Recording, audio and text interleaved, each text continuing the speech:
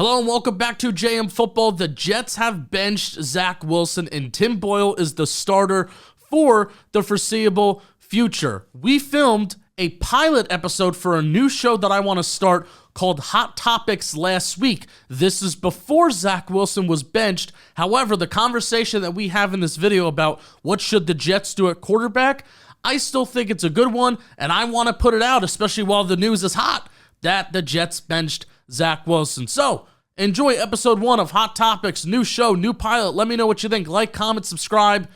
Here it is. Welcome to JM Football, new show we're introducing called Hot Topics. The premise is simple. We're going to talk about topics that are hot in 15 minutes or less. My name is Justin Penik. I have Dalton Feely here. We have Sales Finance Steve as our residential Jets fan because today our first hot topic is what could the Jets have done differently at quarterback this year? It's hot in New York. If you listen to New York Sports Radio, it's all that they're talking about. And this is after/before Aaron Rodgers goes down. Who wants to start us off? What could the Jets have done differently at quarterback? Steve, take it away. All right. So, in all honesty, the problem started before the season. They had the opportunity after they signed Rodgers that they needed to have a viable backup quarterback. It couldn't be QB2 going into the season being Zach Wilson. If anything happens to Rodgers, you then have Zach Wilson become the de facto starter, and nobody can challenge him because there's no better quarterback on the roster. They signed Tim Boyle. Tim Boyle is a glorified coach. He's just there because he's Rodgers' friend. Realistically, what they needed to do before the season was they needed to sign a quarterback like a right now, obviously the big one is Josh Dobbs, but the one that I'm thinking is more of a Marcus Mariota or a Teddy Bridgewater, somebody that can come in, won't make mistakes, will lead an efficient offense that can be successful given the talent on the team. And that's where I think. Now, let me ask you this.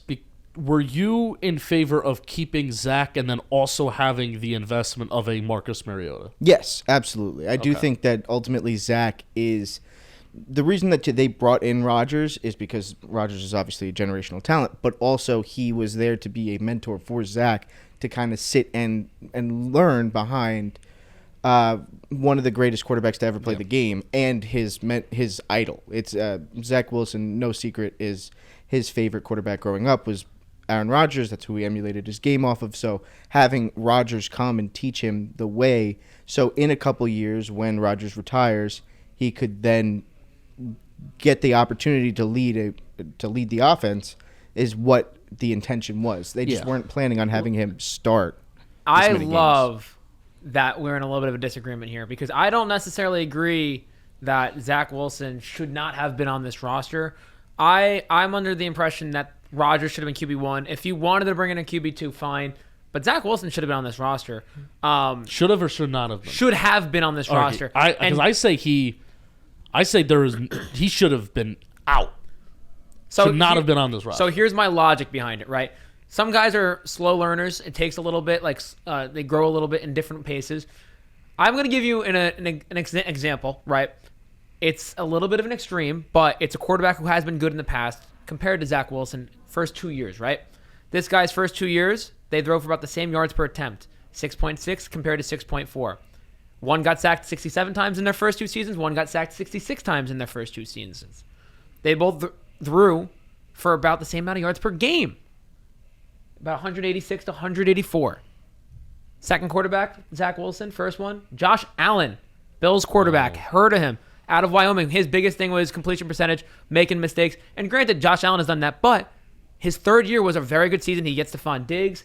They go lights out. Bills have been good since, maybe until now. My point is, Zach Wilson, you make an investment in Zach Wilson, the second overall pick out of BYU. Joe Douglas, I get it's also a pride thing. You don't want to admit you made a mistake. But going into the season, there was zero intention that Zach Wilson was going to be on the field. Completely agree. You get Aaron Rodgers, not for him to tear his Achilles 4 plays into the season, but you get him to play 17 games and then hopefully postseason football for the New York Jets. Mm-hmm. And with a freak injury with Aaron Rodgers suffers, it throws him back into the fire where Zach Wilson has to play again. That was never the plan. I was okay with them keeping Zach Wilson on the roster. I do agree in the sense that they should have had someone else in the case that someone went down. Tim Boyle's not going to do it. But that is insane, though.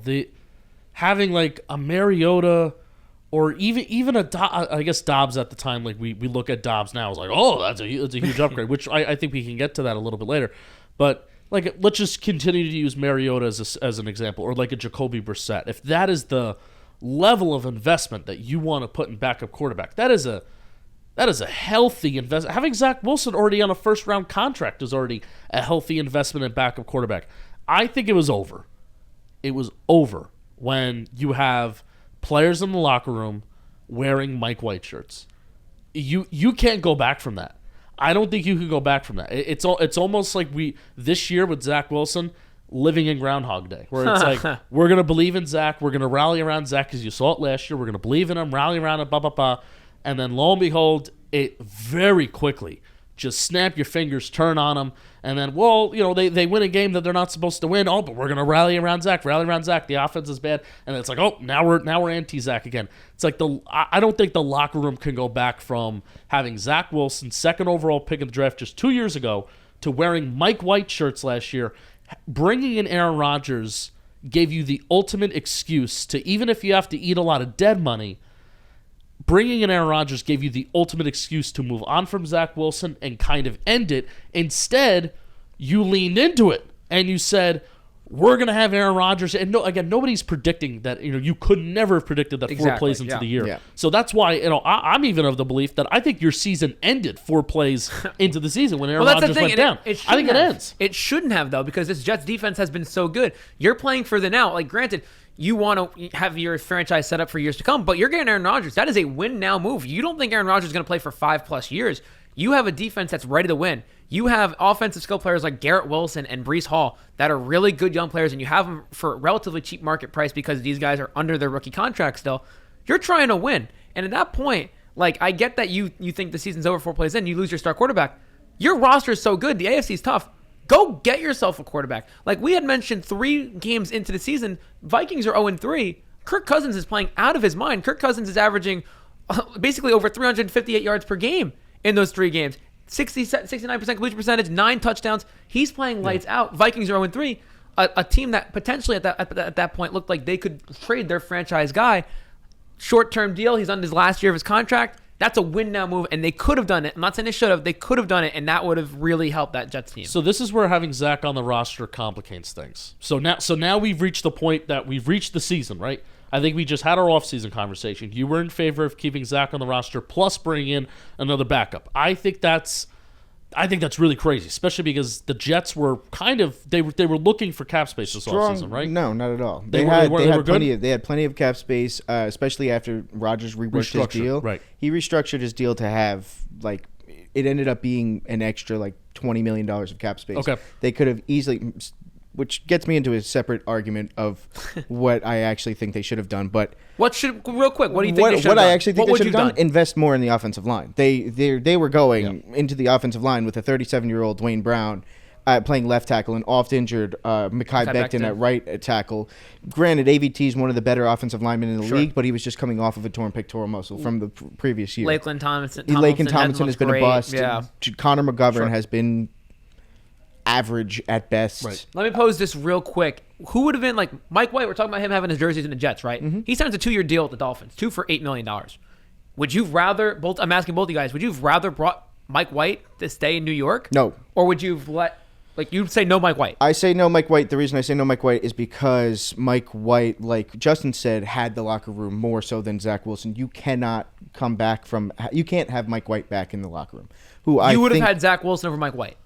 I would have had, because of the possibility of talent from Zach Wilson. Okay. Yeah, I would take Zach Wilson over Mike White. Got it. And he's also on his rookie deal. And that's another thing. It is a big pill to swallow. They would never. There's no way that they would give up on the second overall pick 2 years into his deal. And that's what makes this so complicated. It makes it so complicated that they kept him on the roster. He's the second overall pick. And obviously the plan was that Aaron Rodgers plays the season, he plays the next 2 years. Like that is the blueprint plan of the New York Jets. All right, so now we talked about the offseason. Sure. Now let's get to the regular season. Right. 4 plays in, tears his Achilles.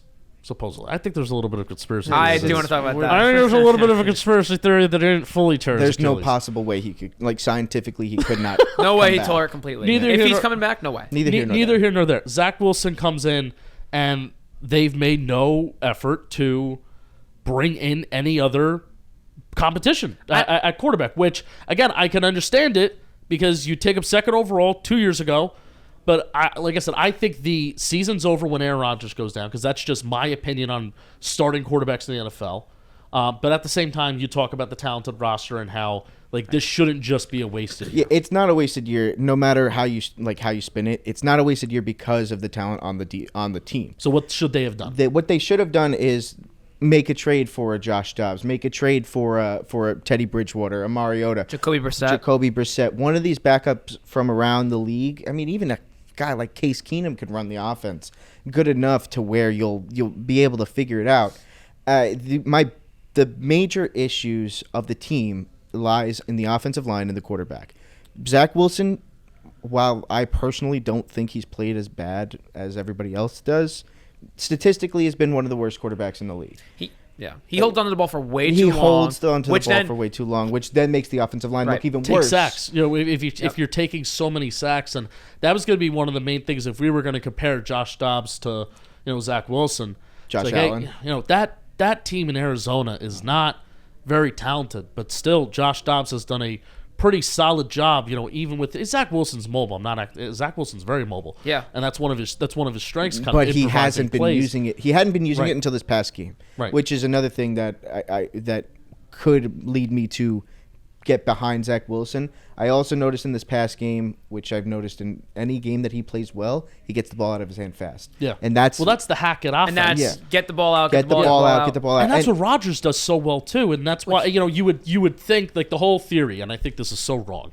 I think the whole process was backwards, and we're going to try and keep the number two overall pick that's failed on the roster for a longer period of time to make us look a little bit better. I'm really curious to that Monday Night Football game when Rodgers tears his Achilles, and the Jets win that game. Punt return, walk-off touchdown. Jets are happy. They win this game 22-16. They're 1-0.